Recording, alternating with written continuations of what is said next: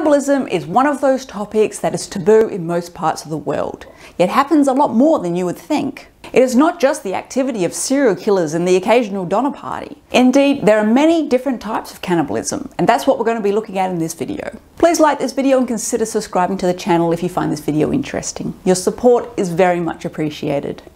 Now let's talk cannibalism.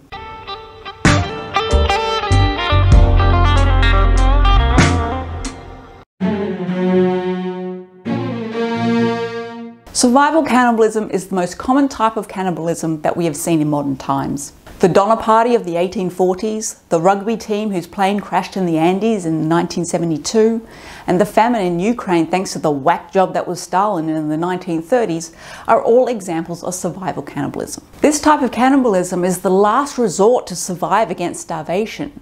In most cases, anything even remotely resembling food was eaten first. Dogs, candles, leather, shoes, blankets were all consumed before cannibalism becomes the only recourse for survival. But sometimes you gotta do what you gotta do. In interviews with the rugby team who survived the plane crash in the Andes, they said that they tried to think of it like taking the Eucharist. Jesus gave up his body for us to survive, they said, and these bodies were seen to be doing a similar thing for them. Also called psychopathic cannibalism, this is probably what most people immediately think of when the word cannibalism is said. Jeffrey Dahmer certainly fits this category, and this type of cannibalism kind of answers the question of what does a psychopath do when they are lonely and desperate for company? It's certainly one way to keep that person with you at all times. Okay, this one is fairly obvious. It's when someone eats someone else or parts of someone else for sexual pleasure.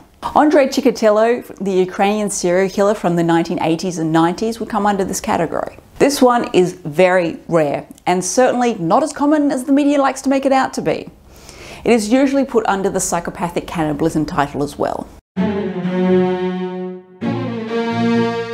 Mortuary cannibalism takes place as part of funeral rites and can be practiced as a form of affection or as an act of renewal or reproduction. This is thought to have been very common in ancient times, long before religions were a big deal. But it has also been common in modern times in certain remote communities. In an article written about the indigenous warrior tribe in the Amazon, it is said to have occurred up to the 1960s and was explained as follows. The dead person's kin asked others, non-kin, to eat the body to complete its disappearance, as its sight provoked intense longing and sadness. The kin themselves, overwhelmed with the physical presence of the deceased, which left the person still alive in their memory, were incapable of doing so. But it was not just the body's disappearance that the warriors sought when asking others to eat pieces of flesh from their dead kin. Simply burning the corpse would have achieved that same objective. By eating the body, non-kin showed to the mourners that a corpse is no longer a person and thus can be eaten. Hence they initiated the lengthy process of mourning on the part of the kin, which would culminate in their own eventual capacity to adopt the perspective of non-kin, the eaters, eliminating from their memory the human embodiment of the deceased. While many people will instantly recoil at the thought of this, remember, burial in the cold, wet ground seems just as horrific to them as eating a human does to you.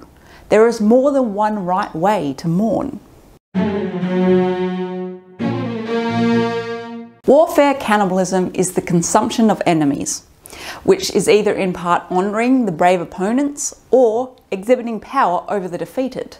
This was very common throughout ancient times, and medieval times, and even through modern times. Because what better way to say that you own someone or you are superior to someone than eating them or those that they live with? Eating opponents' hearts and brains to accumulate their wisdom and strength is something almost as old as time. And yet it is still occurring in places like the Congo, where war between tribes has been ongoing for decades. I will link in the description one survivor's account of such activity. This is the type of cannibalism where the consumption or use of a human body, dead or alive, is used to treat diseases. And this has existed at some point in every part of the world. 17th century Europe thought it was a great idea to pulverize Egyptian mummies and consume the powder to relieve everything from a headache to epilepsy. In ancient Rome, people suffering from epilepsy jostled for access to the blood of freshly killed gladiators.